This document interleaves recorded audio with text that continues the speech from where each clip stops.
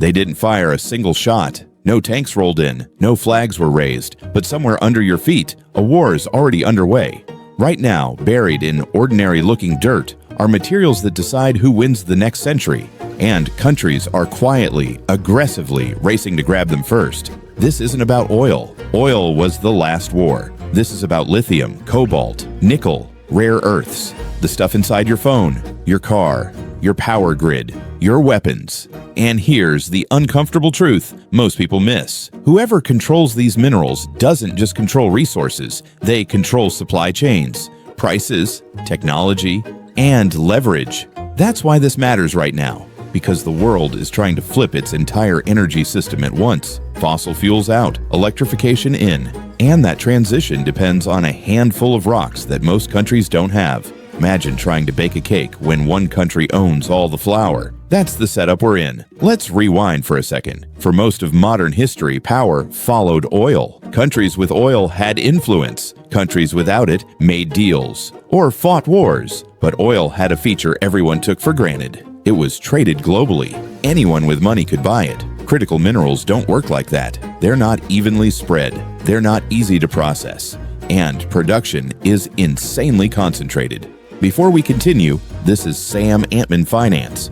The goal here is to make sense of money and the economy without the noise. If that's your thing, feel free to subscribe. Back to the story. Today, over 70% of the world's lithium processing happens in one country. More than 60% of cobalt comes from one place. And rare earths, despite the name, aren't rare at all. But refining them is so dirty and complex that most countries gave up. One country didn't. China. This didn't happen by accident. In the 1990s, rare earth mining was expensive, messy, and not very profitable. Western companies walked away. Environmental rules were strict. Margins were thin. China leaned in. They mined when others quit. They refined when others complained. They accepted pollution as the cost of dominance. For years, nobody cared, because minerals were boring. Oil was exciting. Tech was software, not hardware.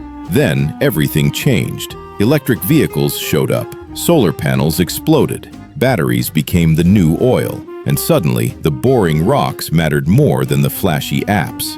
Here's where the math gets uncomfortable. A gasoline car uses about 30 pounds of copper. An electric car uses more than 180. A wind turbine needs thousands of pounds of rare earth magnets. A single EV battery needs lithium, nickel, cobalt, manganese, and graphite, all mined, refined, shipped, and assembled. Multiply that by hundreds of millions of cars. Add power grids, add data centers, add military electrification.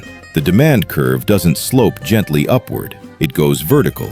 Now, zoom out. Mining projects take 10 to 20 years to develop. Environmental reviews alone can take a decade. Local opposition can kill projects overnight. But governments are promising full energy transitions in 10, 15, 20 years. The timelines don't match. That gap is where the tension lives. So what happens when demand explodes faster than supply can respond? Prices spike, countries panic, and control starts to matter more than cost. This is where the gold rush analogy breaks down. In a real gold rush, anyone with a shovel had a shot. In this one, permits matter more than picks. Refineries matter more than mines. And geopolitics matter more than geology. Take lithium.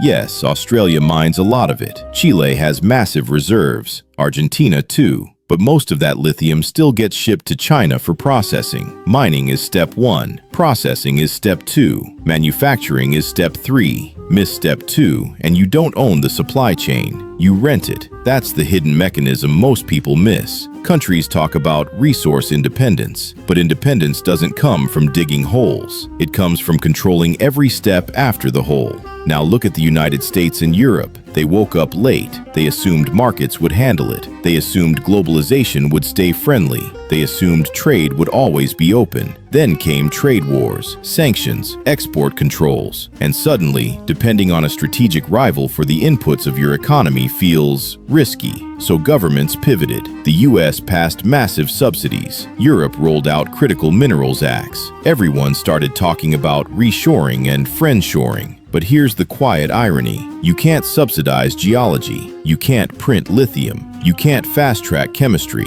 and you can't build refineries without local backlash. People love clean energy. They just don't love mines near their homes. So the same countries promising green transitions often block the projects needed to make them happen. That's not hypocrisy, it's politics. Now add developing countries into the picture. Places like the Congo, Chile, Bolivia, Indonesia, they sit on the minerals everyone wants. For decades, they exported raw materials cheap. Value was added elsewhere. This time, they're pushing back. Indonesia banned nickel exports.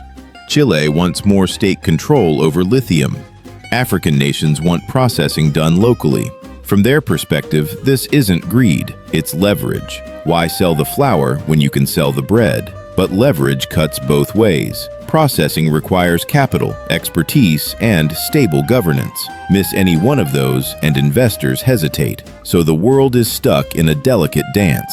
Rich countries want secure supply. Resource countries want more value. China already controls the middle. That's why this feels less like a market and more like a chessboard. Every move triggers a counter-move. Export bans lead to trade disputes. Subsidies trigger retaliation. Environmental rules slow projects just as demand peaks.